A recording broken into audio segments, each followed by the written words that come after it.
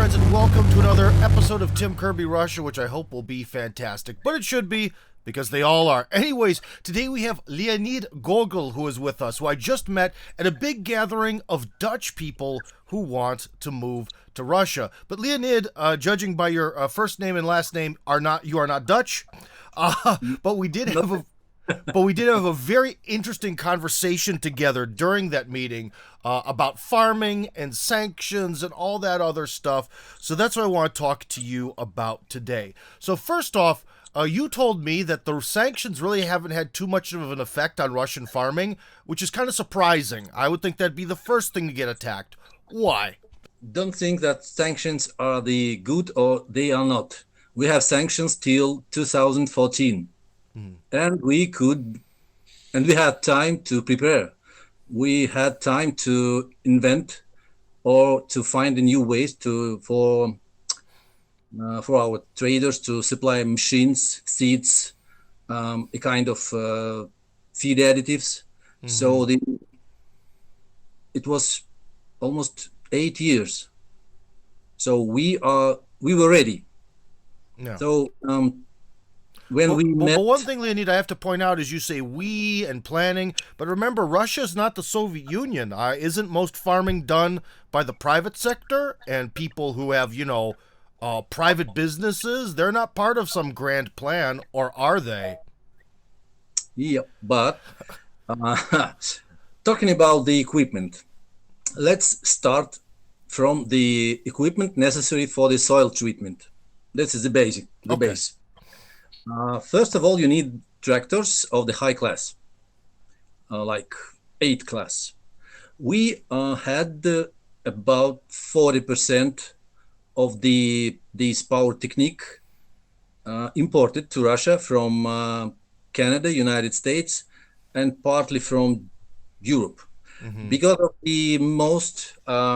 the technology of the farming in Canada and United States is really close to Russian. Really? Talking about the scale, about the volumes of these square hectares of fields. So you need a high power class tractor. Yeah. We have just one producer in Russia, in St. Petersburg, and of these powerful engines, and high, let's say, high energy, high class tractors. Then we have a supplier from Belarus, in Bobruisk. So they are still alive, and they can also buy some stuff necessary to produce these tractors from everywhere, not only from China like we do now. So it's possible. Then let's talk about the equipment for the forages necessary to harvest. I mean harvesters. We have harvesters produced by Rosselmash in Krasnodar, of any class. And as you know, they used to have the factory in Canada. Really? Now, yes. Wow. But after 2014, they had to move it back to Russia completely. So we have the full cycle of the harvesters in Russia. Probably we're gonna have second one. As you know, in Krasnodar we have factory from Klaas. It's from Germany. So this is necessary for the to harvest maize for silage. Yeah. So also the middle class and high class technique they used to produce there, but some stuff was supplied from Kazakhstan. And as far as I know, they have some difficulties, but maybe several months ago, there was a court in Germany, and Klaus was completely, let's say, I don't know this word in English usually, the court, so everything was okay, and they were allowed to supply all the things to the factory. Yeah. So we have this technique. Talking about the mulchers, we have it also from Belarus, and we have it from as far as I know, from China and from Turkey. Mm-hmm. If we talk about the water equipment necessary for the plants, Mm-hmm. comes from United Arab Emirates, a lot of it, and from China. The company name is Century 21. I think it's about 80% of Russian market. They're supplying a lot of these small pipes with the holes Ah, for I water. see. Yeah, yeah. Do you mean like the kind that sort of just lay down there in the rows and slowly drip feed everything? Oh, okay. So plenty of this equipment is already on the market. And then let's talk about the equipment for the farming. I mean, milk farming. Mm-hmm. It's probably it could be necessary, and it's close to me. We used to have these milking parlors from Delaval, from I think from Belgium, from Germany. I mean, Well, by and parlor, but by milking parlor, do you mean it's like the stall that the cow goes into to get automatically milked? yeah, Oh, okay. All right. I didn't think about. I don't mean the robots, but the hand with the hands Oh, with manually. the hands. I see. Okay. Robots are it's a it's an issue because usually we used to buy these Lely from Netherlands. Yeah, yeah. They're really I think it's number one. But talking about the parallel, talking about the fishbone, Mm-hmm. talking about the rotor Yeah. milk parlors, we have it from Gear Farm, from De Laval, and I think they are out of they're in the green list. Green list means what? It means that the suppliers are allowed to supply to Russia. Oh, I see. So you can, if you're in Russia, buy this milking machine equipment, all that fancy stuff. Yeah, but Oh. the problem is that it's very difficult to pay for it. Oh, yeah, that's right. By difficult, how is that even possible? It's possible, but you need to mm, collect a lot of papers. They say dossier. They call it dossier Yeah, yeah, yeah. to send it to the bank. I mean, not Russian bank, but the European, and they are looking through the papers. And in 2 3 weeks, they say yes or no. Are you allowed Mm, to send money or not? I see. But And but that money has to be then euros. yep, Oh boy, that's got to be difficult to get in Russia nowadays. no, it's really you can find it. You can buy it on the Moscow valuta Oh, trade the Moscow. Oh my God, was it like the currency exchange or whatever? exchange. Yeah, yeah, yeah. But it's Yeah. the volume is quite low, so the Mm-hmm. I think it's not so many sellers, but Yeah. I think it's possible.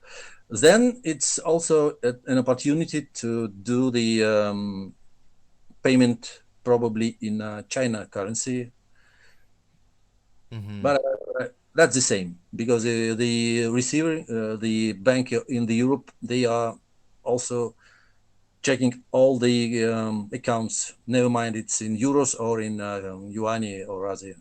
Mm-hmm. Mm-hmm.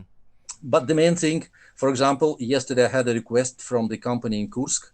They want to buy these small thing like load cells for they are they're planting mushrooms. Oh, I see. Yeah, yeah. So the equipment we used to supply it from Belgium, necessary to spread the substrate for the mushrooms. Mm-hmm. The load cells, just two, and the price is about 300 euros per item. And the problem is how to pay and how to send it to Russia. So Yeah. the route is through the Turkey, or maybe just put it into the luggage of somebody who will go to Russia in Oh, a yeah. I'm not too familiar with that, so I don't know how big that is. You know. small, but Yeah. just in these small things, uh, every supplier is ready to sell it or to send it to Russia. How to pay and no. So the problem also is with the trucks that deliver the goods to Russia. Uh huh. So the border is closed. For example, the Netherlands customs stop to to make the export declarations for Russia. Oh, they just don't even do them. Oh, Yeah. I see. Then we do it for probably once we did it through the Poland. Probably we're gonna do it through the Serbia or with the other countries. Yeah. But the border that we have is it has just limited quantity of the countries. For example, it's Estonia. The Finland's border is closed. Then the Poland is almost closed. Then Lithuania closed. Latvia still open. Now, do you mean closed for these specific items on the green list, or do you mean for human beings and tourists and everything? For human beings, goods are allowed to send, but the trucks, for example, from Estonia or Poland, they are not allowed to get into the Russia, and Russian trucks are not allowed to go to these countries. So we used to. So I think it's about 80% of the trucks were going through the Poland. Okay, but the guy who I was calling him about 15 minutes ago, he used to supply the agriculture technique from Germany, and now he switched to the local supplier in Perm and in Belarus. So I was trying to ask him, are there any ideas for the coming season for the coming crop? Yeah. And he told me that everything is okay. The guys from Perm, it's the city on the northeast in Russia, big factory, and they're quite, let's say, inventive. So they have the full circle. They have plenty of machines. They have metal. They have electronics, and they have quite good engineers. And they have samples to copy. I see. Oh, samples to copy. Oh, I see. That was one thing. Yeah, you mentioned to me when we were talking is that that in a lot of ways, a lot of farming technology really isn't super complicated, and as long as you have one, they're very easy to copy. But the question is then, Leonid, are the Russian copies any good? Because remember in the Soviet Union, they copied a lot of stuff, and it didn't go very well. Oh, I'm not. I think it's not the right thought to think how good are they. Now the thing is that we have it. Probably they're not so good as they should be at the original. But the idea is to have it, and to have it right now, necessary for let's say in a month or in a week. For example, the factory in St. Petersburg start to produce 14 tractors in a day. Okay. The most powerful factory in Germany produces 30 a day. And these are not the middle class, this is high class tractors. 14 tractors for Russia is okay. It's really good. And they're still increasing the amount.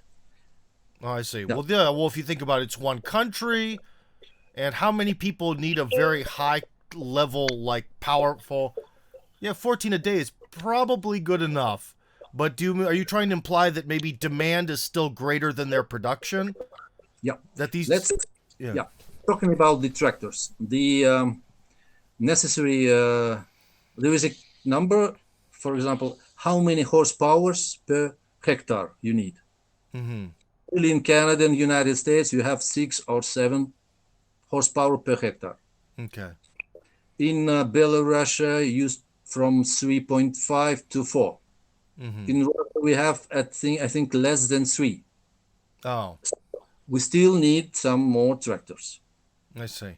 Okay. Then, talking about the harvesters, you need to have more than one harvester per 400 hectares. You have one tractor per 5, so that means it's not enough. Because we have continental climate, so our harvesting season is quite short. Oh, so they have to get out there and get it, Yeah. I see. The same with the seeding technique. the spring is also very short. Mm-hmm. So you need to do it fast. So that's why we need a bit more technique than in Europe, because they have a softer climate, longer period for the spring and for the autumn. Mm-hmm. So that's the thing. Usually, that's why we need to, let's say, probably a bit amount of the technique looks a bit excessive, Yeah. extra, but we need to have it. Yeah. Oh, okay. Because Wow. of the climate. Yeah. Then talking about the copy, let's remember these our cars. Yeah. Do you remember these old versions of Lada? Well, Now of we course, have the classic Giguli, which was a copy of some Italian car from the 60s or early yeah, 70s. Yeah. yeah. But that was a But legally bought copy. That's different. That wasn't some sort of underhanded copy. yeah, but the guy from Sweden who was the leader, who was the head of the Volskia Автозавод, Yeah. Bo Anderson, Yeah, yeah. he created a quite good row of the cars. Now we have quite good cars. Almost, I think they're not so modern as Tesla or some Well, yeah, well, new. Leonid, I can tell you one thing is that if there's anything that's the Russian national hobby, it's complaining, and I don't hear that many complaints about the new Ladas. So that means No, they must be pretty decent, or else everyone would just be complaining online and everything, you know? So I think that, yeah, the achievements of Anderson, and you know what, I feel bad. I met the guy who designed the new Lada, and I can't remember his name. It's something very English sounding, like Joe Johnson. I can't remember his name, but the designer of the car, they really did a good job on it. It seems like a successful project, and also the fact is they've now been making those Ladas, the new ones, for 8 years, and they haven't really seemed to need to change the design or really do anything. So I guess it's a success. I think it's good. The idea is that the number one on the Russian market are the local producers, not Chinese, not Mm-hmm. German, not Japanese. Plenty of Japanese cars used to bought on the Far East, Mm-hmm. but in the European part of Russia, you can meet a lot of Ladas, and they are still Yeah. okay.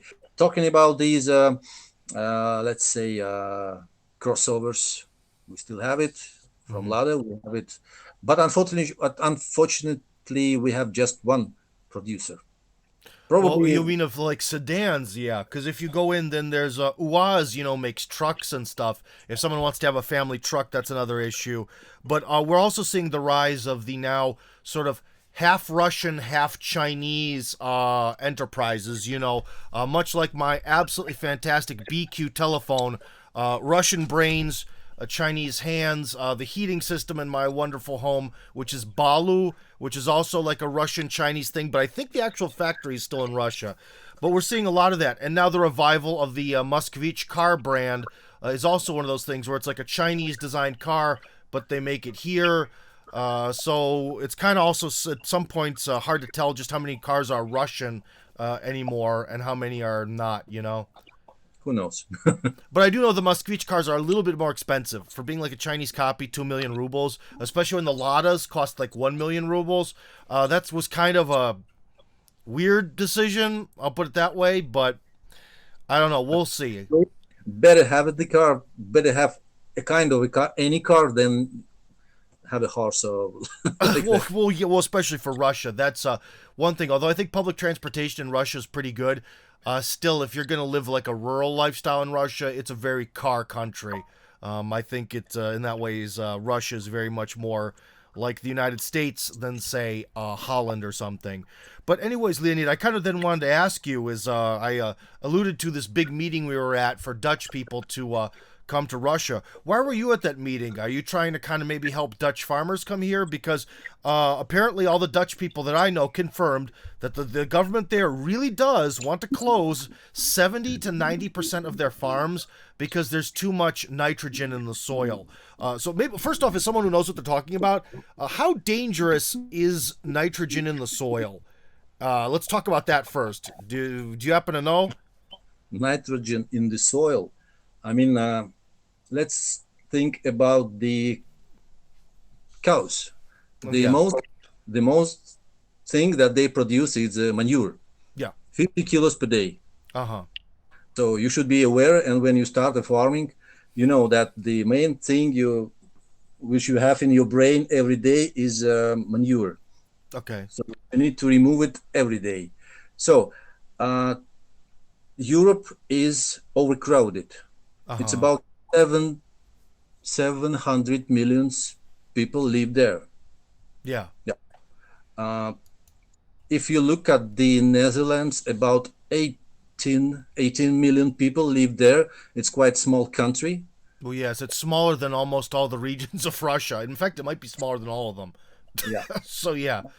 And if you look at the soil that they have, it's very thin. Yeah. It's already exhausted by the fertilizers, by the grass, by the Yeah. cut. So they need to recover it. So I can understand that they need to uh, just to balance their farming with the needs of the country, because Mm. more than, I think, 50% of the milk products, Yeah. they are exported from Netherlands. So they Hmm. produce a lot of goods, but not for the local consumption, Yeah. but for other countries. Okay. So that means it's a question of the balance. Mm-hmm. The same we have now in Russia in poultry, for example, and in the pork. We are producing, I think, 30, maybe 40% extra.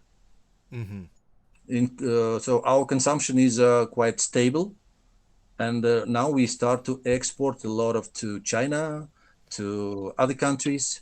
Yeah. So probably in the coming 10 or 20 years, we're gonna have the same system that will like quota, like quotation. Oh, so we will have to sort of scale down to maybe keep most of the food as like an internal thing. Then the same we saw in Europe about 10 or 15 years ago. They started to create these organic farms. Mm-hmm. So they're a bit smaller, less fertilizers, less pesticides. So it's more in a nature way. I don't think it's good or not. It's Yeah. but probably less um, pressure on the nature is good. But in Mm-hmm. Russia, we have a plenty of the fields. You know better. Yeah. Well, I should say to the audience that maybe they don't understand, but if you actually take the time to really look at like maps of Russia, where you look at like the national register of land or whatever would be in English, there's so much available unused farming land. I'm sure Russia has many times the amount of farmland unused than the Netherlands even has access to that is used. You know what I mean? So yeah, Russia definitely has a lot of room for error, as they would say. Yeah, and yeah, I just said about some things about climate, but we also have different climate zones, Hmm. from subtropical in on the south Yeah. uh, is eternal frost on the north. Yeah. So we have everything.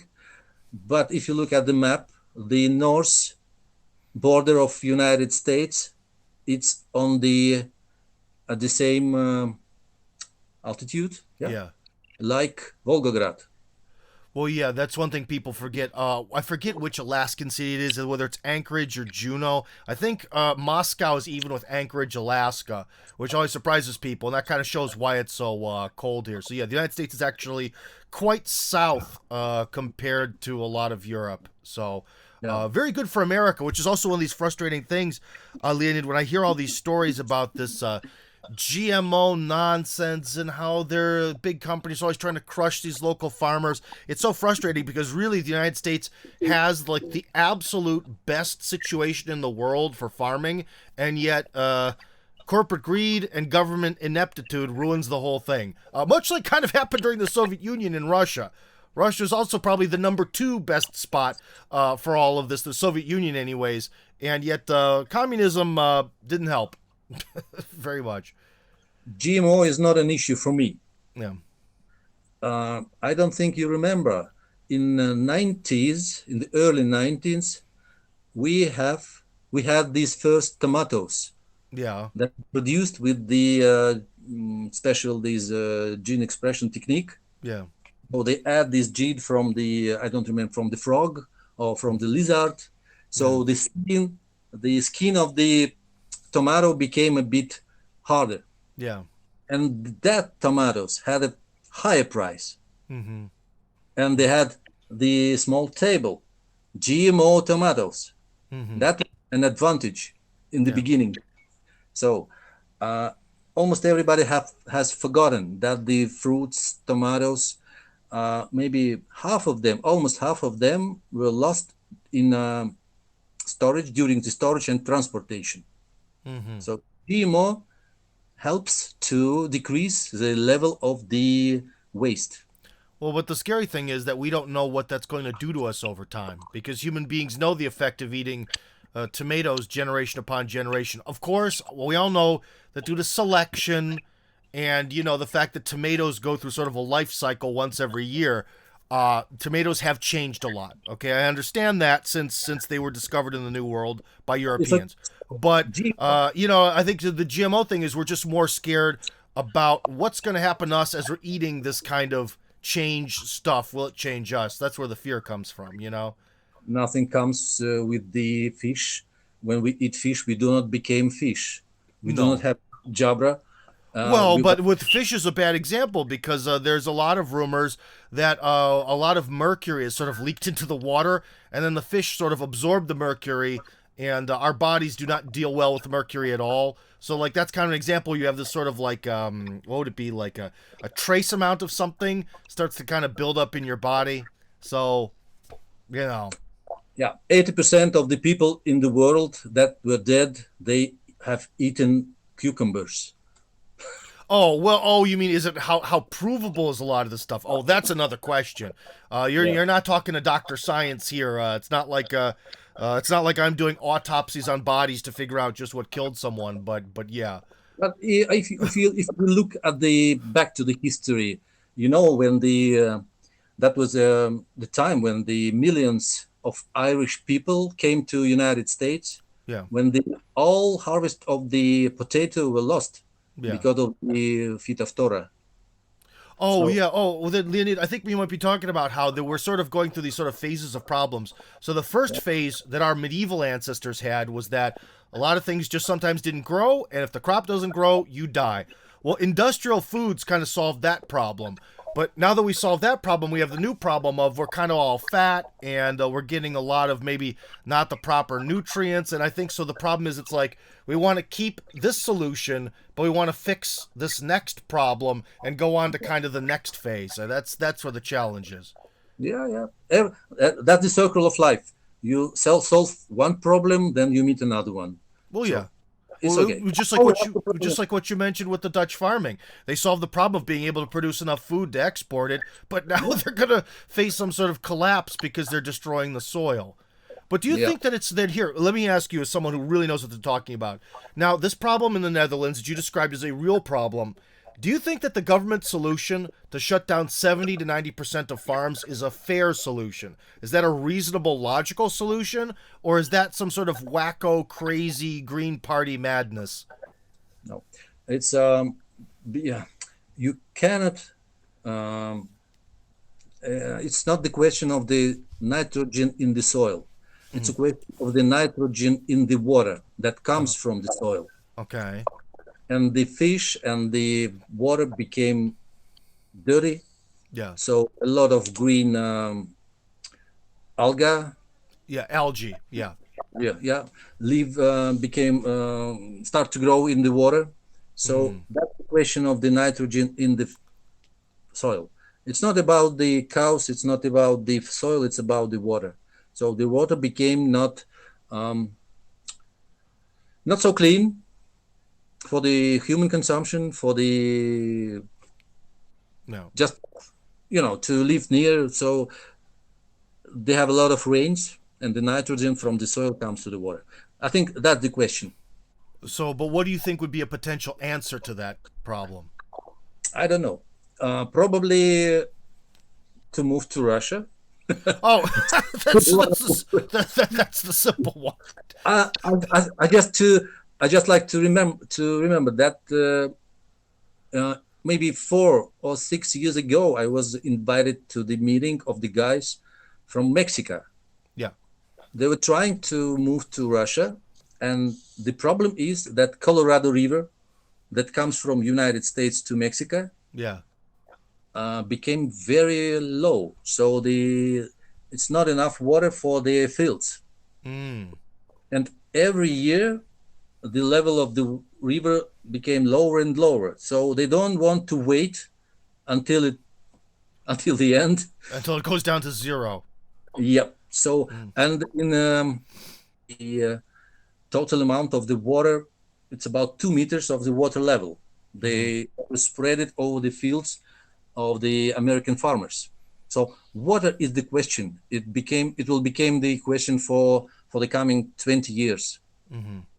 Even in Europe, they are. If you just look at just print out the problem with the water in Europe, you will find a lot of things in Italy, in Netherlands, in France, so in Germany. So they have problem with the water. Now, when I drilled for water in near Fort Kirby here in Chekhov, when they drilled down, they didn't even really do much testing or looking. They just were like, "We'll hit water eventually." Like, they drill and they basically guarantee that eventually they'll hit water within a certain 100 meters or something for sure. So, is that normal across the planet, or is that some sort of amazing special feature of this central part of Russia? That we have that much water. That's just guaranteed that if you drill, you hit water. Now I'm sitting in my country house, and I have this water well. About the depth is about 84 meters. Yeah. Water is clean. It's a kind of a big lens of the water, and this depth is very deep. Usually we have less than 20 or 30 meters. So a lot of water. And if you look at the map, for example, of the northern and eastern part, plenty of lakes are there. If you look at the map of the region near to St. Petersburg, plenty of the rivers and the lakes. The same with the Moscow. And back to the east, behind the Ural Mountains, a lot of lakes, but a lot of forest, of course. Yeah. All right. Yeah. We have a lot of. If you look at the landscape of the European part, it looks like the Netherlands. They're flat. Yeah. It's flat, and there are rivers, lakes, almost no mountains, maybe some hills. So it's good for farming. Maybe sometimes it's not good because of the wind that comes from the west, but it's okay. It's good for the cows, for the any kind of cereals. So, and in the Soviet Union, we used to have a lot of pipes that supply water to the fields, and now we renew this system in Russia. All right. Well, Leonid Gogol, thank you very much for being with us. That was very interesting, and it was great to get these details because when I was talking to you at that lovely party, didn't quite have that amount of time. So thank you very much. I guess then last question before we vanish is if someone is watching this and they are from, say, Mexico or the Netherlands or somewhere else, what kind of advice do you have about how they can go to Russia and maybe take their farming skills and desires and use them here? Yes, please. Come to us. Come to Team Kirby. Ask me. We can help you. And I think we have a good experience with the farming, with the supplying, with the feed additives, with the cows, with the any kind of seed material. And Team Kirby also knows how to make it in a right way. I mean, from the side of the law, Mm-hmm. help you. Russia is very open. Russia is big, so we don't need to push everybody Yeah. to have place. Yeah, All it's a right. good. Well, Leonid, thank you very much for your time. Friends, Tim Kirby Russia. Catch us on Telegram. And if you're interested in the American Village, that's a different Telegram channel. Go look for it. Anyways, Tim Kirby Russia, signing out.